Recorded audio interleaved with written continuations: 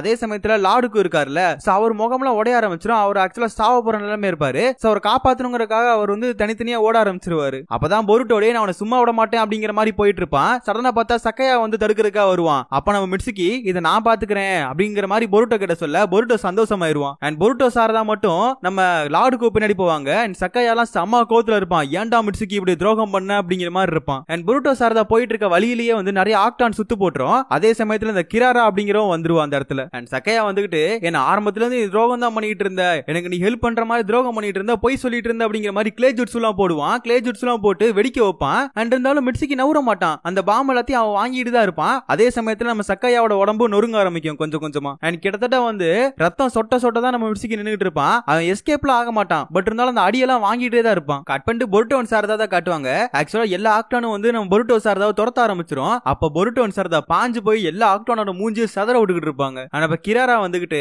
ஆக்சுவலா இனிமேல் தான் என்னோட ஸ்பெஷல் ஜுட்ஸ் எல்லாம் போட போறேன், என்னோட ஸ்பெஷல் இப்பதான் நான் காட்ட போறேன் அப்படிங்கிற மாதிரி சொல்லிட்டு இருப்பான். அவன் மூஞ்சிலாம் கிராக் ஆக ஆரம்பிச்சிரும். அதே சமயத்துல அங்க இருக்க எல்லா ஆக்டானும் மண்ணுக்குள்ள போயிட்டு ஒரு பெரிய கோலமாட்டம் ஒன்னு வெளியே வந்துருக்கு. அந்த கோலம் ஆக்சுவலா அவங்க பயங்கரமா துரத்தும். நம்ம பொருட்டோ சாரதா ரெண்டு பேருமே ஓடிக்கிட்டே இருப்பாங்க. ஒரு சமயத்துல கல்லுல மாட்டிக்குவாங்க. அவ்வளவுதான் அவங்க சாக போறாங்க அப்படின்னு இருக்கப்பதான் நம்ம பொருட்டோ சமனிங் ஜுட்ஸ் போடுறான். சமனிங் போட்டு அடுத்த செகண்ட் காரகா வெளியே வருது. வெளியே வந்து அந்த கோலத்தை அடிச்சு நொறுக்குது. அதே சமயத்துல கிராரெல்லாம் மென்றா, என்னடா இது என்ன ஒரு பாம்பெல்லாம் வெளியே வருதுங்கிற மாதிரி தான் பாத்துக்கிட்டு இருப்பா. என்னை காப்பாத்தினதுக்கு ரொம்ப தேங்க்ஸ்ங்கிற மாதிரி பொருட்டோ சொல்லிட்டு இருப்பான். நான் எப்படா உன்னை காப்பாத்தினேன் அப்படிங்கிற மாதிரி வந்துகிட்டு காரகா சொல்லிட்டு இருக்கோம்.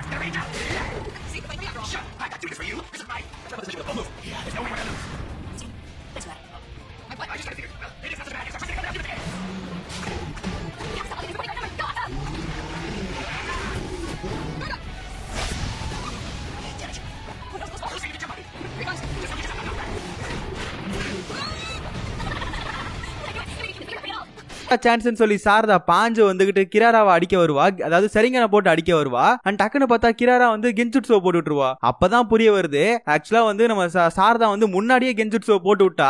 அதுக்கப்புறம் தான் வந்துகிட்டு கென்ஜுட்ஸுக்குள்ள கென்ஜுட்ஸோ போட்டிருப்பா கிராரா. அப்ப இங்க காடு நான் தான், எனக்கு மேல யாரு இல்லங்கிற மாதிரி சாரதா வந்துட்டு எப்படியோ கிராராவை மூஞ்சில பொல்லீர்னு வச்சு அவளை நொறுங்க வச்சிடறா. சடனா பார்த்தா கோலத்தை வந்துகிட்டு நம்ம சாரதா பக்கம் திருப்பி விடுவா கிராரா. ஆனா அப்படியே கோலம் நடந்து வந்துகிட்டு இருக்கப்ப நம்ம காரகா அந்த கோலத்தை புடிச்சு வைக்க அந்த கோலம் வந்து காரகாவை பிச்சேரிலாம் ட்ரை பண்ணும். அப்போ உடனே நம்ம பொருட்டோ தான் ரசங்கனை போட்டு விட்டுக்கிட்டு அந்த கோலத்தை ஒரு செகண்ட் மயங்க வைக்குமா. அதுக்கப்புறம் காரகா எப்படி அடிச்சு நொறுக்கிடுவான். அண்ட் கோலத்துல இருந்து ஒரு கல்லு வந்து பறந்து போய் கிராரா மேல விழுக கிராராவோட சோலி அந்த இடத்துல முடிஞ்சிருது. ஆனா அடுத்து சக்கையாவை தான் காட்டுறாங்க. ஆரம்பத்துல இருந்து எனக்கு நீ துரோகம் பண்ணிட்டே தான் இருந்திருக்க, துரோகம் மேல துரோகம் தான் பண்ணிட்டு இருந்திருக்க, என்ன நீ வந்துட்டு எல்லா இடத்துலயும் வந்து என்ன கொல்ல தான் ட்ரை பண்ணிருக்க, எங்களை சாவடிக்கு தான் ட்ரை பண்ணிருக்கங்கிற மாதிரி சக்கையா வாய்க்கு வந்து எல்லாம் பேசிட்டு இருக்க. அப்ப மிட்சுகி சொல்றது என்னன்னா, அப்புறம் எதுக்கு நான் உன் உயிரை காப்பாத்தினேன் அப்படின்ற மாதிரி சொல்லுவான். ஆக்சுவலா எங்க வில்லேஜுக்கு எந்த ஒரு பிரச்சனையும் நடந்துடக்கூடாது அப்படிங்கறதுக்காக தான் உங்க கூட வந்தேன் அப்படிங்கிற மாதிரி மிட்சுகி சொல்லுவான். நான் ஆரம்பத்துல வந்து நீங்க நல்லது பண்றதா நினைச்சேன், பட் நீங்க வந்து ரொம்ப தப்பா பண்றீங்க, இந்த உலகத்தை அழிக்க நினைக்கிறீங்க அப்படிங்கிற மாதிரி சொல்லிட்டு இருப்பான் மிட்சுகி. ஆக்சுவலா நான் சொல்ல வரது கேளு, நான் வந்து உன்னை காப்பாத்துறதுக்காக தான் இந்த இடத்துல வந்து துடிச்சுக்கிட்டு இருக்கேன், ஆனா நீ வந்து புரிஞ்சுக்க மாட்டற அப்படிங்கிறப்ப எது என்ன காப்பாத்துறியா அப்படின்னு சொல்லிட்டு நீ மட்டும் இப்ப கூட சண்டை போல வரேன்னு வச்சுக்கோவேன், நான் வந்து உன்னோட சூரியனவே அழிச்சிருவேன், அதாவது நான் உன் பொருட்டோவே கொன்றுவேன் அப்படிங்கிற மாதிரி சக்கையா சொல்லிட்டு இருப்பான். சரி ரைட்டுன்னு சொல்லி மிட்சுகி ஃபைட் பண்ண வரான். அப்ப பார்த்தா வந்துகிட்டு மாசா ஃபைட் பண்ணிட்டு இருப்பான் மிட்சுகி. ஒரு சமயத்துல இருக்கிறதே பெரிய கிளேவா ஒன்னு போட்டு விட்டுருவான் நம்ம சக்கையா. அவ்வளவுதான் வெடிக்க போகுதுன்னு பார்த்தா லைட்னிங் ஸ்டைல போட்டு அழகா நியூட்ரலைஸ் பண்ணி தூக்கி எறிஞ்சிடறான். அப்பதான் மிட்சுகி சொல்லுவான், உன்னோடது எர்த் ஸ்டைல், என்னோடது லைட்னிங் ஸ்டைல், லைட்னிங் ஸ்டைலுக்கு தான் எர்த் ஸ்டைலோட ரொம்ப பவர் அப்படிங்கிற மாதிரி சொல்லிட்டு இருப்பான். ஆனா அந்த இடத்துலயே சக்கையாவோட கதையும் முடிஞ்சிரும். கட் பண்ணிட்டு உனக்கே தான் காட்டுறாங்க. ஆக்சுவலா ஒரு தவழ்ந்து வந்துகிட்டு இருப்பாரு. அப்பதான் சக்கையா வருவான். நான் உங்களை காப்பாத்துறதுக்காக தான் வந்திருக்கேன், அக்கட்சுச்சி தான் அனுப்பி வச்சாரு அப்படின்னு சொல்லிட்டு இருப்பான். எது அக்கட்சுச்சி அப்படிங்கிற மாதிரி உனக்கி ஷாக் ஆவாரு. இப்ப உனக்கி சொல்றது என்னன்னா, நான் போய் வந்து இந்த பேட்டில ஸ்டாப் பண்ண போறேன், நான் போய் பொருட்டோ டீமுக்கு ஹெல்ப் பண்ண போறேன்னு சொல்லிட்டு இருப்பாரு உனக்கி. கட் பண்ணிட்டு லார்டு கூவ தான் காட்டுறாங்க.